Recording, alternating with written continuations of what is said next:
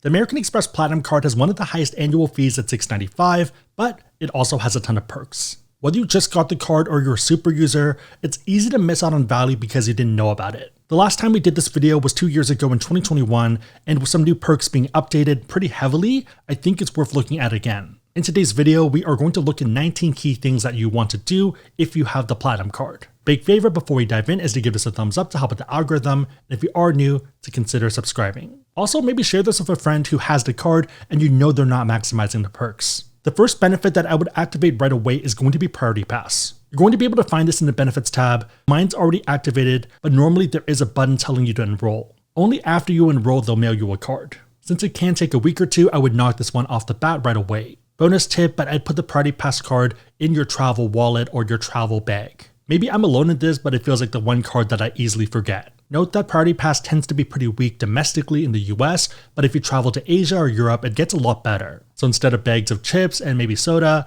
to nice cheeses and wines. In the Singapore Priority Pass lounge, they even had sushi. Given this, I would check the Priority Pass site to see what your airport looks like for this purpose. Number 2, in addition to Priority Pass, you also get access to other lounges. These ones are going to rely on your Platinum card, so you'd want to have it with you. Some examples include Centurion lounges, Delta Sky Clubs, and also Plaza Premium. A lot of these have terms and conditions, so be careful. For example, the Centurion lounge has been dealing with a lot of people, and one way they've mitigated this is to change the guesting rules. As of 2023, if you have the card, you can get in, but if you have guests with you, they'll either have to pay $30 or $50. Note that you can unlock free guests if you spend $75K on the card in a year, but just something to be careful with. For most people, you can probably allocate the spend elsewhere and get more points. For other lounges like Delta Sky Clubs, it is contingent on you having a same-day Delta flight. As someone who mostly flies Delta and has Delta Diamond status, and who has a Centurion lounge in their home airport of SFO, I get a ton of value, but your mileage may vary. That's going to be a pretty common theme through this video, that not all the credits are going to be useful for you. I'm a huge fan of lounges because it makes the whole airport experience a lot more bearable,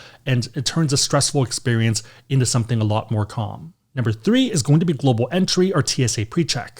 If you're someone that hates the process of going through security, then this makes it a lot easier. The Platinum gives you a statement credit every 4 years for up to $100 or $85 depending on which one you pick. I'd recommend going for Global Entry because that includes PreCheck. You can kind of think of PreCheck as black coffee and then Global Entry as coffee with milk. Pretty straightforward, but sign up for Global Entry and pay with your Platinum card. Another really good benefit is going to be Clear. If you haven't flown in a while, it's going to be the special line, and there's a lot of signs for this, and the white machines. The Platinum covers up to $189 in statement credits for Clear Plus. Just pay with your card and you should be good to go. The cool thing about Clear is that it works in conjunction with TSA PreCheck. I ended up drawing this handy little chart, so on the left side you have standard line, and on the right side you have the PreCheck line. You know how you have to line up in order to get to the security booth where they scan your ID and your boarding pass? Clear pretty much gets you to the front of that line. You still do have to go through security, whichever side you pick, but it's a lot faster, you're skipping 1 of the 2 lines. If you're someone that doesn't have PreCheck, and especially if the airport's busy, this could easily save you 30 to 60 minutes. With PreCheck, it's probably more like 5 to 10 minutes, but still pretty good. Ironically, I find that if you're someone that doesn't travel as much, this ends up being more useful because you're probably traveling during busier times. One of the more tangible credits is going to be the Travel Incidental credit. You have to pick one of the partner airlines when you sign up for the card or at the beginning of the year. If you don't pick a partner, then it's not going to trigger the credit, so make sure to do this. Partner airlines include Alaska, American, Delta, Hawaiian, JetBlue, Spirit, Southwest, and United. Unsurprisingly, I went with Delta, and it's supposed to cover things like checked bags. American Express also has a pretty handy tracker telling you how much of the credit you have left. These are pretty easy to trigger, at least for Delta, especially if you know what you're doing. For example, if you buy a ticket, you pay a portion of a gift card, and then you pay the remainder with the Platinum card, this ends up triggering additional collections. Tons of data points on Flyer Talk, and it's been mentioned in publications like TPG. Given that things can change pretty fast, I'd strongly recommend reading Flyer Talk after this video just to see the current data points. I'll link to one of our blog posts where we link to a lot of data points. Or Google Amex Travel Incidental Credit, ask Sebi, and it should pop up. If you did pick a different airline, you can change this during the year as long as you haven't used any of the credit. For example, I cannot change it because I've used some of my credit, but if you're still at 0, all you need to do is chat with them, so that little box on the bottom left, or I guess bottom right, and tell them which one you want to change it to. This leads pretty well into number 6, calendar reminders. If you have a lot of cards, a lot of credits, then you have a lot of things to manage, and I think putting it into a calendar just makes it a lot easier. Super low effort and easy, and could easily save you $200. As you can tell, the card is chock full of benefits for team travel, especially for people that want to upgrade their travel experience. In my early 20s, I was comfortable and happy to sleep on the airport floor. Late 20s, early 30s, you start to kind of appreciate the small things. Before we dive more into the lifestyle, hotel, and other perks, if you are someone that wants to learn more about this card or pretty much any other card out there and you want to support the channel, we do have links on the website, asksebby.com, and also down below in the description box. Make sure the links are competitive, that the cards make sense for you, but otherwise, it is a huge way to support the channel, so thank you guys in advance. Also, specifically for the Platinum card, I'd recommend checking Card Match to see if you have an elevated offer. I'll link to a blog post below for this, or you can search Ask Sebby Card Match and it should pop up. If you're going to sign up for the card, you might as well maximize that intro bonus. If you're someone that flips between being a traveler and a homebody, then the Platinum card might still make sense for you. A big reason for this is the digital entertainment credit. This is another one where you want to press a button to enroll in, and this covers up to $20 per month for a lot of different services. This includes Audible, Disney+, the Disney Bundle, ESPN+, Hulu, Peacock, SiriusXM, and the New York Times. In my opinion, the best option is going to be the Disney Bundle. At $12.99, it gets you Disney+, Hulu, and ESPN+, but you can add $7 in order to get ad-free versions of Disney+, and Hulu. If you're a fan of HBO, which is now Max, there is a workaround. You can sign up for the basic Hulu plan at $7.99 and then add Max for $15.99. The total is $24, so you are paying something out of pocket, but I think it is a good use case. And yes, there are data points on Flyer Talk showing that this works. One of the other credits I really like is going to be the Uber credit. You have to add the Platinum card to your Uber account, and I believe you do have to enroll. You're going to get $15 per month and an extra $20 for December, totaling $35. If you add all of this up, it's going to be a total of $200. One disadvantage is that these credits do not stack, so it is use it or lose it, and if you don't use it, then you can't save them up. If you're someone that doesn't take Ubers, then I'd look into Uber Eats. For me, there's a lot of restaurants that are walkable, or you can just go on your way home from work. The benefit of pickup is that you don't have to pay the hefty delivery fees. For example, there's a pizza place near me that's really good. We usually do pickup once or twice a month, and I guess in June we went 3 times. Mandy and I both love the truffle cheek pizza, and on Uber Eats it's $22. Taking a look at the pickup price, it's the same $22. Be careful that some restaurants do mark this up, so you might want to take a look and double check. It depends on your area, but for me, it's about the same. One of the easier to use credits is going to be Saks. It's going to be a total of $100, $50 per half year. Similar to Uber, it is use or lose, so you can't just wait and stack them. Make sure to press the enroll button because otherwise it won't count. After that, you can shop in store or online. If you don't know what to buy at Saks, I'd recommend either getting perfume, makeup, or other skincare stuff, whether for yourself or for player 2. In our experience, the prices seem to be market rate and the same as elsewhere. Our go-to right now is Supergoop, which is sunscreen. The funny thing is that Mandy was already buying this before we even knew it was an option at Saks. If you want to splurge, you can get some cologne like Tom Ford. They also do have a sale section if that's more your jam. So right now we are 9 in, and if you add all the credits, it's pretty sizable. That's already $740, and that's before the $200 hotel credit that's coming up. For most people that are in American Express's Platinum Target demo, it is pretty easy to break even and maybe even get value. With that said, the next 2 I personally don't value, but you might. One of the most controversial credits is going to be Equinox. This one doesn't have a direct enroll button, you have to go to the Equinox site. Equinox is a premium gym. The draw is nicer equipment and pretty convenient locations. Also unlimited guided classes if that's more your jam. In high crime places like the Bay Area, another draw is safety and theft, especially if you are someone that likes to go to the gym after work. If you are not interested in a gym membership, they do have a paid workout app which might be the way to use the credit. So for me, I don't get value from this credit, but that's fine. The rationale being that I get value from a lot of the other credits, and as long as I'm above that annual fee number, I'm a happy camper. If anything, the draw of having a lot of credits is that you can pick your spots and find the ones that work for you. There also is a Soul Cycle credit, but I don't really value it for our purpose unless you were going to buy one anyways. Not a checklist item for me and for most people, but maybe for you. Another one that I don't really personally use that much is going to be Walmart Plus. If you use the Platinum card to pay for it, it covers the full cost of Walmart Plus. This is pretty much Walmart's version of Amazon Prime. There are a ton of features, but it depends on if you care. For example, free delivery for groceries with no markup. You also get free shipping with no order minimum. If you're looking to add another streaming option, it does come with Paramount Plus. You can also get discounts for gas. I know that there's people in the community that get a ton of value from this. I'm not really one of them, but your mileage may vary. Another shopping checklist item is going to be ShopRunner. You do have to activate this, and it gets you 2-day shipping at a bunch of stores. To be fair, you do get this with other American Express cards, but for a lot of people, the Platinum ends up being that first card. Main reason being that that's the optimal strategy to maximize the intro bonus. The last checklist item for shopping is going to be Rakuten. Rakuten is a cashback portal that rewards you for shopping. Tons of different options, and they typically do run promotions. For example, right now they have Adidas at 8%.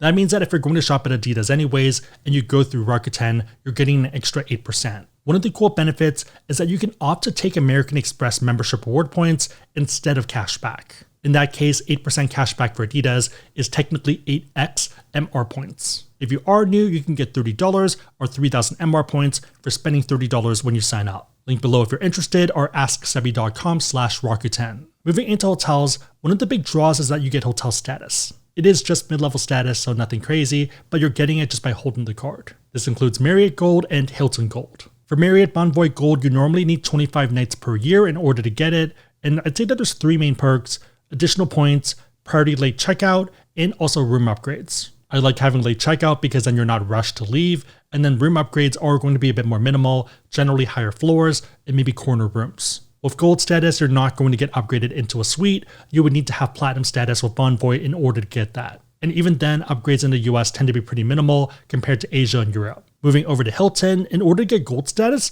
you would normally need to stay 40 nights per year. The main draw is going to be more points, space available upgrades, and food or beverage or breakfast depending on the brand and region. There are other cards that give you the same status or even higher status, but if you're someone that doesn't want a binder of cards and you just want to keep it very simple, the Platinum isn't a bad pick. You do need to enroll for both of these, and once you click the big button, they're going to ask you for your Bonvoy number. Same thing for Hilton, they'll ask you for your number that you have to put in. For me, at my current stage, it's not that useful because I have Hilton Diamond from the Hilton Aspire, and I also have Bonvoy Platinum from Stays, but now also through the Bonvoy Brilliant. The benefit of the Platinum is that you can test the waters for this travel stuff and see if you even care. One of my favorite benefits is FHR, the Fine Hotel and Resorts program. No activation required, all you have to do is book travel through FHR. As someone that goes to Vegas during non-weekends and less busy times, I get a ton of value, probably more than $1,000 in value just from tangible credits. FHR gets you a bunch of things, and this includes 12 p.m. check-in when available, a 1-level room upgrade,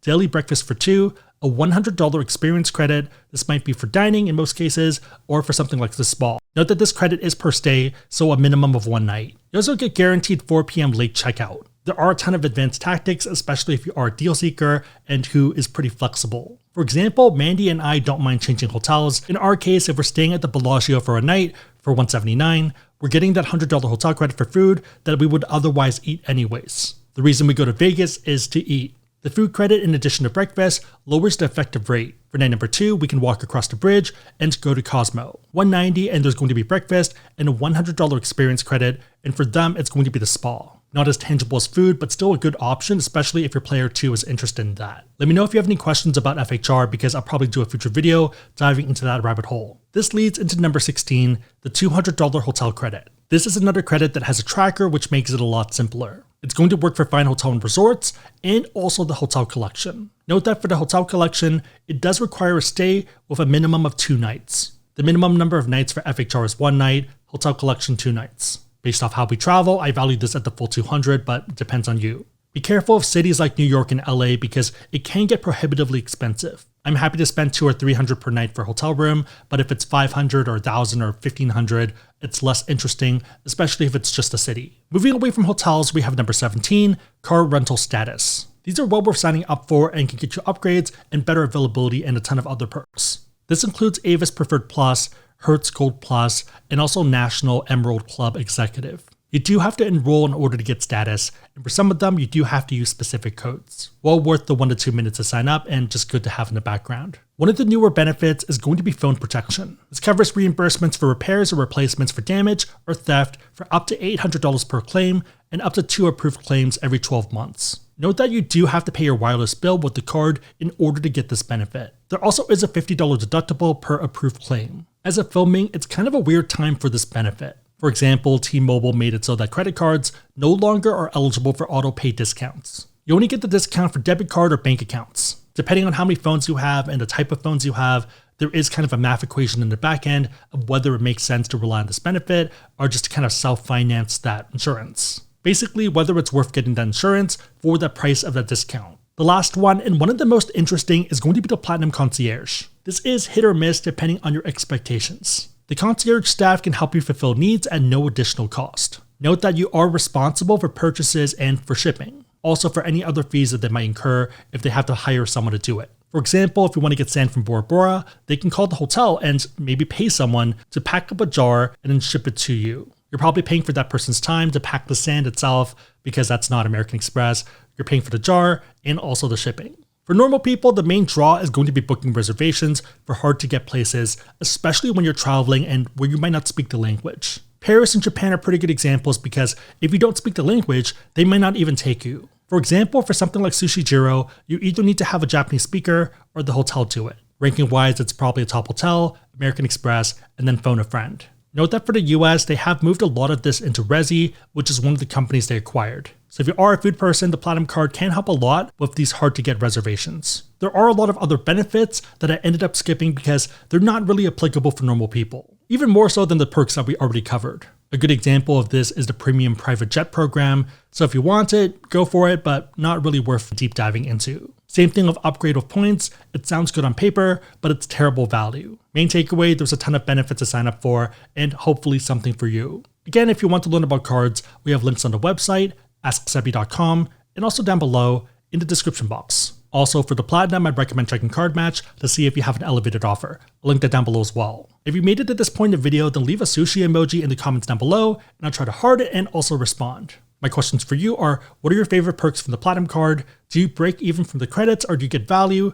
And also, which of the benefits don't you use? Let me know and everyone else know in the comments down below. Big favor, give this a thumbs up, consider sharing it with a friend, but otherwise hope you guys liked it. See you guys next time.